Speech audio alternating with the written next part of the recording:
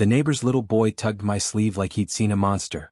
"Your wife had a man in the house last night," he whispered. "He told me not to tell, but I'm telling you." My whole body went cold. I work night shifts as an EMT. I leave at 10 p.m. My wife stays home alone.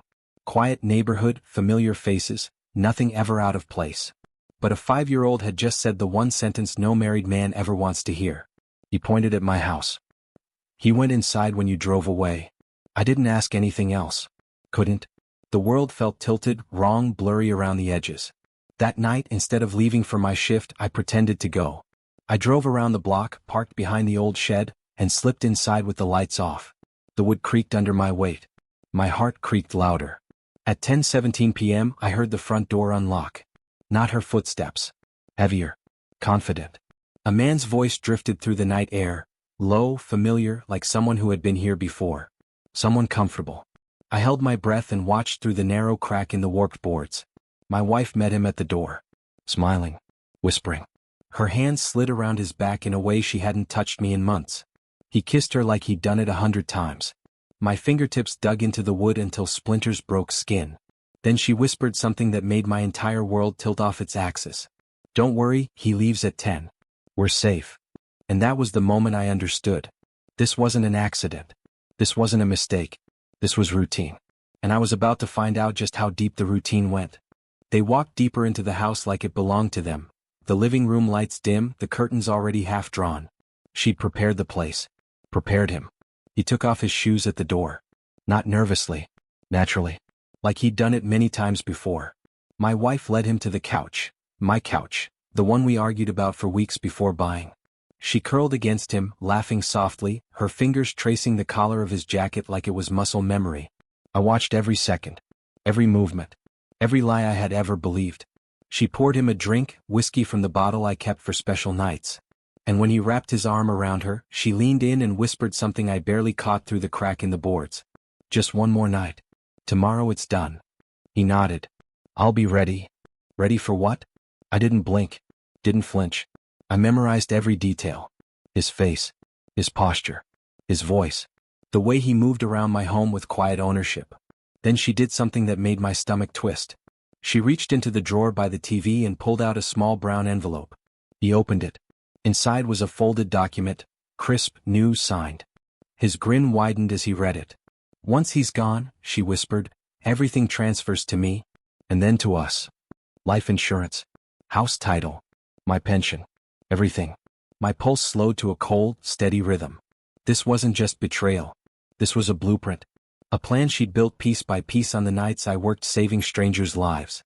He kissed her again. Longer. Deeper. And then she said the words that changed everything. "Tomorrow night when he leaves, you come in through the back." Every muscle in my body locked. They weren't cheating. They were scheduling my disappearance. I stayed in that shed until my legs went numb, until the cold crawled through my clothes and into my bones. But nothing froze me like their plans, spoken in whispers meant for no one else. He left through the back door just after 11. My wife locked it behind him, turned off the lights, and walked upstairs with the same calm rhythm she used every night I went to work. Except tonight I hadn't gone anywhere. I waited 20 minutes before slipping out of the shed. My hands were shaking, but my mind wasn't. My mind was clearer than it had ever been. She wasn't just planning a new life. She was planning the end of mine. Inside the house, everything looked normal. Same smell. Same framed photos. Same kitchen she pretended to cook in for us. But now I knew what lived behind it.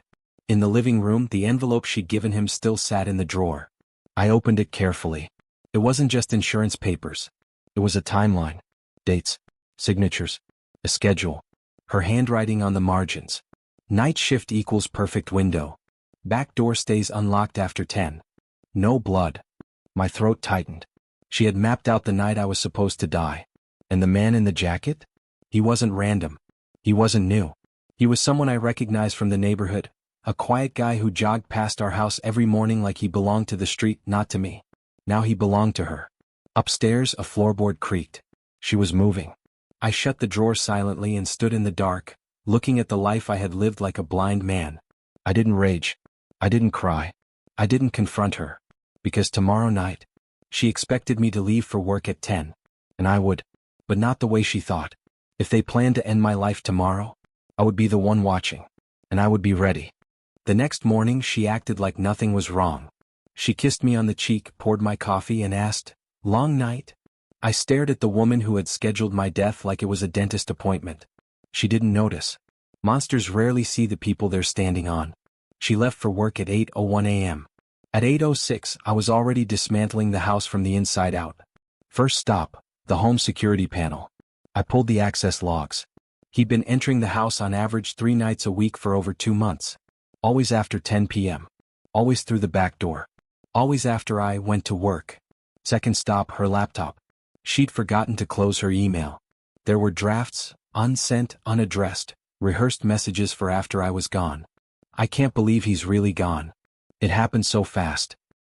He must have surprised a burglar. She had her alibi written before the crime even happened. I forwarded everything to a secure drive. Next, I visited the garage. That man's footprints were still faintly visible, dusty impressions on the concrete near the back door. His gloves were hidden behind the paint buckets. The crowbar tucked behind the toolkit was wiped clean, except for one tiny smear on the handle. I took photos of everything. Proof. Every step they'd taken, every mistake they'd made. At noon, I met with someone who owed me a favor. A retired homicide detective who now worked private consulting. I showed him everything. He didn't interrupt once. When I finished, he exhaled sharply and said only this: "Logan, if you go to work tomorrow night, you won't come home." I nodded. "I know." He leaned forward. "So what's your plan?" I told him. He went silent. Then he said, "If you do this right, you walk away clean. If you do it wrong, they walk away." I didn't hesitate. They won't walk away. Because tomorrow night wasn't theirs anymore. It was mine. The detective helped me prepare everything. Not with violence. Not with traps. With documentation. Because if tomorrow night went the way they planned, only one person would end up in handcuffs: me. And I wasn't giving them that kind of ending. By late afternoon, every file, every message, every timestamp, every stolen moment between them was backed up in 3 places. A secure drive. My lawyer's server. And a timed email scheduled for midnight. If I didn't stop it, the evidence would go out automatically. I returned home before she did. Set the house exactly as she expected. Dinner on the counter, lights low, uniform laid out for my night shift. She arrived at 6:12 p.m. humming. She kissed me. I didn't move. She didn't even notice. At 9:40 p.m. she began her ritual: fake concern, warm hugs, long kisses meant to pull my guard down. All rehearsed. All lies. At 9:58 p.m. she walked me to the door. "Be safe tonight," she whispered. I studied her face. The softness. The care. The rehearsed pain she planned to wear tomorrow. "I'll be careful," I said. I stepped outside. Closed the door. Walked down the driveway until my car disappeared from her view. Then I turned around. Because tonight I wasn't going to work. Tonight I was going to survive. I moved around the side of the house, staying low, staying quiet, and slipped into the shed, the same place I learned the truth. At 10:06 p.m. the back door unlocked. She let him in instantly. Their voices drifted out, excited, rushed. "Is he gone?" "Yes." "He left 2 minutes ago." "Are you ready?" She exhaled. "We finish it tonight." I gripped the edge of the shed door.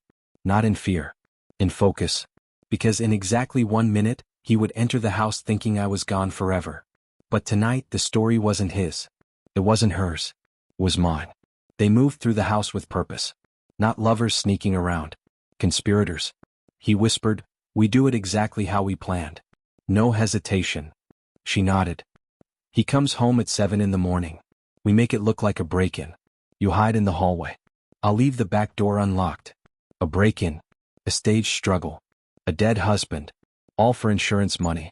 The man who jogged the neighborhood, waved to kids, nodded politely at me, was now walking through my kitchen holding gloves and a screwdriver wrapped in a towel. He wasn't nervous. He had done this before. My heart beat slowly, steadily, like it was syncing with something darker than fear: clarity. From the shed I called the detective. "It's happening," I whispered. "Stay hidden. Don't interrupt. Let me get my guy there."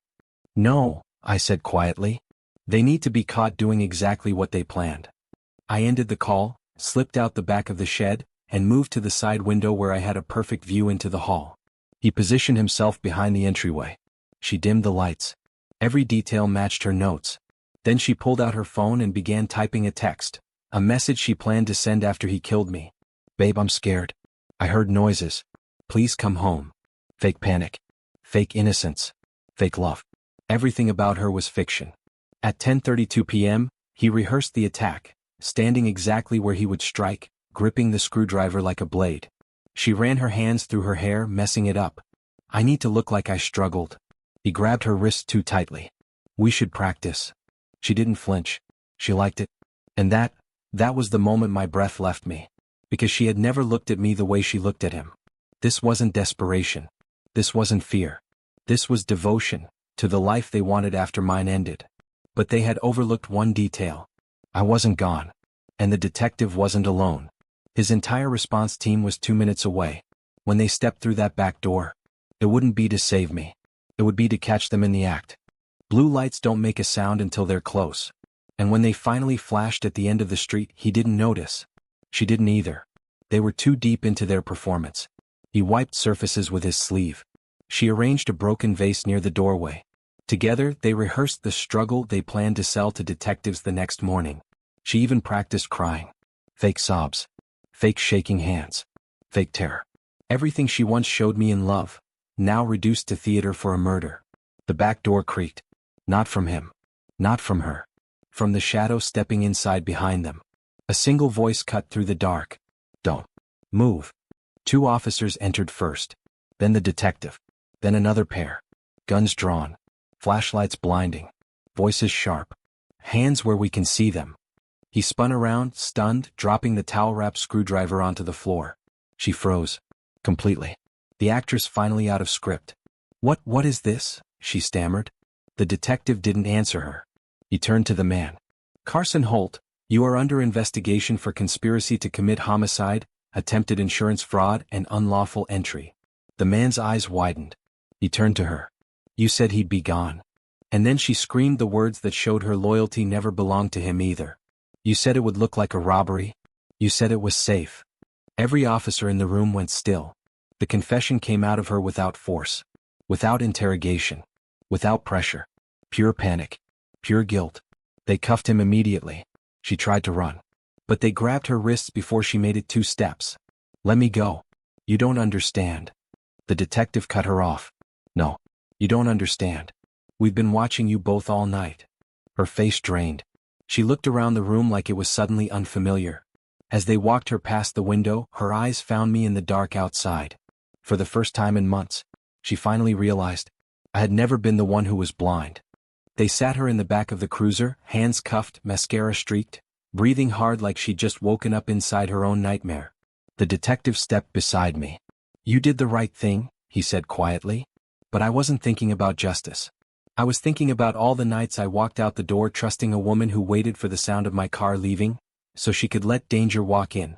She saw me standing in the driveway as they closed the door on her. Her face broke. "Logan, please. I didn't mean." The door shut before she could finish.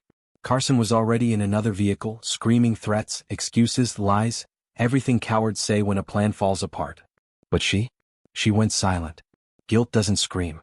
It sinks. I walked inside the house when the police cleared it. It felt unfamiliar, like someone else had been living here. Someone who had memorized the floor plan for a reason I wasn't meant to survive. I sat on the couch, the same one where she had curled up with him, and exhaled for the first time in hours. It wasn't relief. It was release. Her phone buzzed on the table. A message preview lit the screen. "Policy beneficiary confirmation successful." The timestamp? 1 hour before she opened the door for him. I forwarded it to the detective. More proof. More truth. More of the world she built collapsing on top of her. By morning they were both charged. Conspiracy. Attempted murder. Insurance fraud. The prosecutor told me, "This case is open and shut." They planned it too cleanly. Too cleanly, except for one thing. They never planned for me to stay. As the sun rose, I packed a single suitcase and locked the door behind me. Not running, just choosing a life no longer haunted by the echo of betrayal. I didn't lose a wife. I escaped a predator. And I didn't survive by luck.